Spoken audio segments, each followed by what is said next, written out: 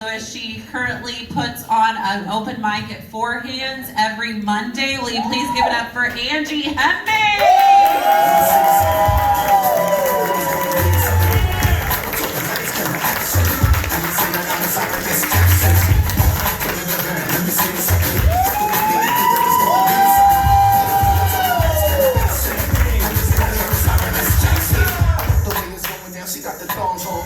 Come on, guys. I love that song. Y'all remember that song? It was on Now 9. They're on Now 84. That gives you a reference point as to when that song came out. I wanted that song to be my theme song, but it doesn't describe anything about me. Like, there's a line in it where he's like, she started bouncing more when she heard the thong song. That's not me at all. I wore a thong one time and I was like, I don't like anybody enough to be this uncomfortable. Like, wearing a thong is like the first time you don't get a tampon pushed quite far enough up and you go to sit down and you're just like,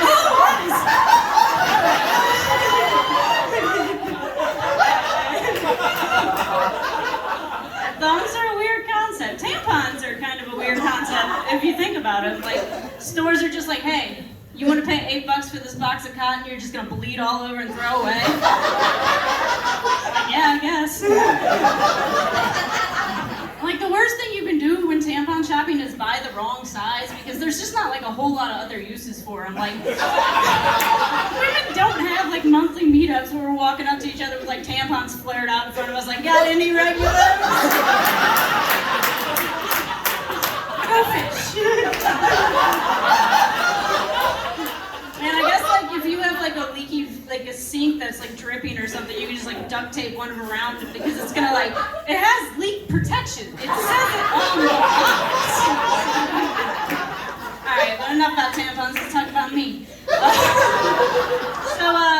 I used to tell people I had a really bad memory, but I don't think that's entirely true. I think my brain just has a really weird way of deciphering what's important to hold on to and what isn't.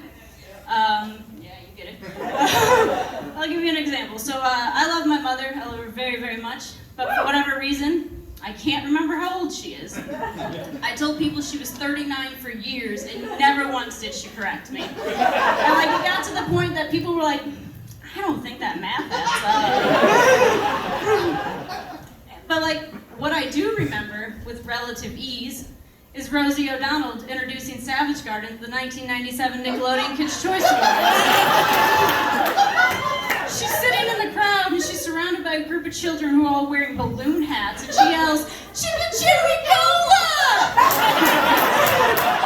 Right before I Want You starts to play. And that's a core memory. Like, my brain holds on to things like the same way a toddler decides what to bring home from a walk, so with just no logical reasoning behind it. Like, if you've ever walked with a toddler, you know exactly what I'm talking about. Like, yeah, they have to bring home something, like you're never gonna let them back outside again. But like, they don't pick cool things. Like, they'll walk past like pretty flowers, a cool looking rock. You could put a $20 bill right at their feet, and they're just gonna be like, no. They will find you the ugliest, moldiest looking stick they can find, and they're like, this is what I'm gonna hold on to. That stick is their Rosie O'Donnell. So a little bit more about me. In about 2 weeks, I'm gonna hit my 1 year sober mark. Thanks. I don't deserve that.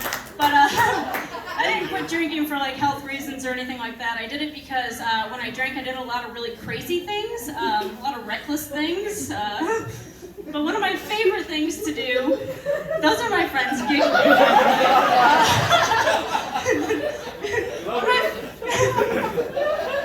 One of my favorite things to do was to get drunk and steal things. But I did it the same way a toddler did, you know? There was no rationale behind it. I ended up with a lot of traffic cones.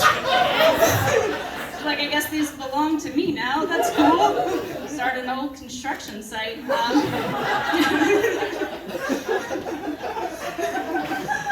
One time I stole all 3 bases off of a softball field. And that took real dedication because I did that on a walk. So I carried those. Went for a leisurely stroll and ended up stockpiling equipment for my Little League coaching career. Because like if you don't know, one of the requirements to be a Little League coach is to be an alcoholic. Like I'm not going to be able to lead your kid in life, but they're going to be able to throw a ball really well. Now that I don't drink, I don't go out to bars really. So like if I have a hard day at work, I just come home and I'm like, man, I can't wait to watch Encanto. Like I'm waiting on a miracle too, Maribel. Shit, bring me home.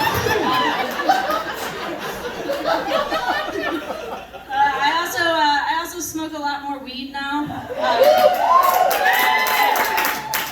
And it's great that weed's legal here, but unfortunately it's not legal everywhere. And it still has like this ridiculous stigma attached to it that like it's dangerous or that the people who use it are like unsavory people, and that's just not entirely true. And I did something the other day that I think is going to help change that image.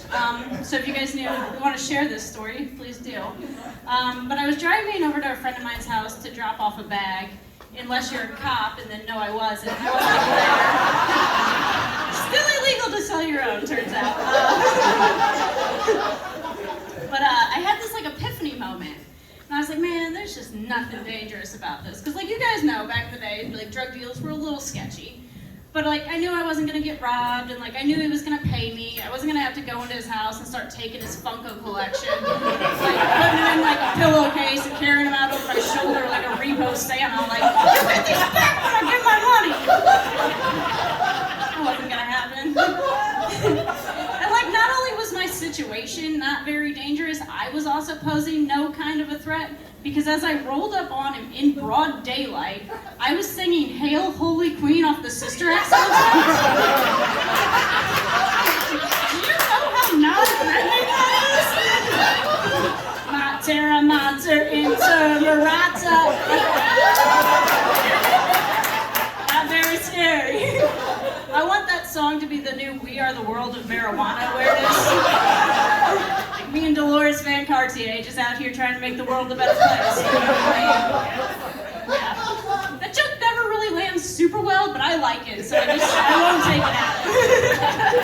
Just say you like it? Thank you. Oh man. Let's see, let's check these notes. What are we talking about here? Told y'all I had a bad memory. Oh yeah, so now that I don't drink, now if I want to see my friends, they have to come do remedial tasks with me. So I was like, hey, you want to go to Target? It's going to be lit. By that I just mean the lights are going to be on.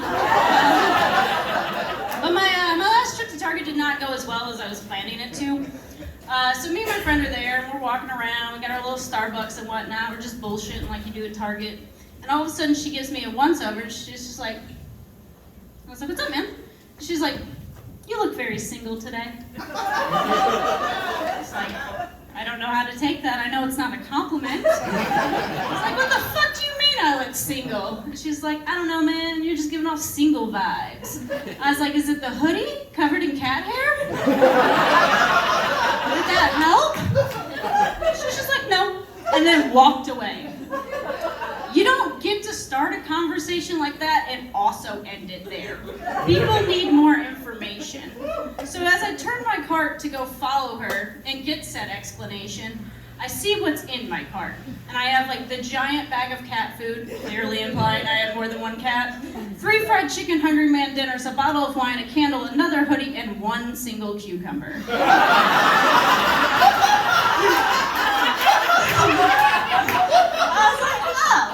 I think I picked up on those vibes. No need to call Robert Stacks, mystery solved. First of all, nobody should eat 3 fried chicken Hungry Man dinners in a week unless you'd also like to look like a rotting pear. Second of all, nobody took a look at my cart and started to dissect what was in it. They weren't like, oh, I'm sure that wine's just for a good pasta sauce, and you know, you can never have too many hoodies in St. Louis. And that cucumber? No, we're not going to speculate. We're just going to let her live her life. It was for tea sandwiches, you fucking perverts. That's not what happened. happened though. They took one look at my card of sadness and they're like, oh, she's probably gonna have a good cry. She looks like she needs one. And I do, but that's what the Disney movies are for. Speaking of being single though, I always thought it'd be really funny to go to a Beyonce concert, which is a possibility now that she's coming. And when she gets to that part in Single Ladies where she's like, and put your hands up, she just cuts the music and it's like, this is a robbery. Like the Beehive wouldn't know what the fuck to do. Why would you mean this is a robbery? These tickets were a robbery. Beyonce's just on stage like, I will not sing another note until I get my money. And like ushers would just emerge from the back and start passing down offering plates, church style, down one row and back. Like I think that'd be hilarious if that's how Beyonce got on the Forbes list. I'm also aware that my Beyonce impression is not very good. There's no need to come tell me. But I don't feel any need to work on it because I don't think it matters how good at that impression I get. No one's ever gonna hear me do it in public and then turn around and see me and go, do you think that's Beyonce? Alright y'all, that's my time. I've been Beyonce.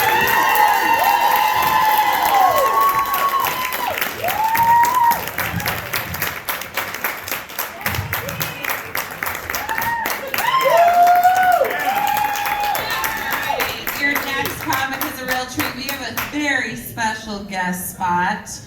You might know her as the co-host of Slop City Podcast with Libby Higgins.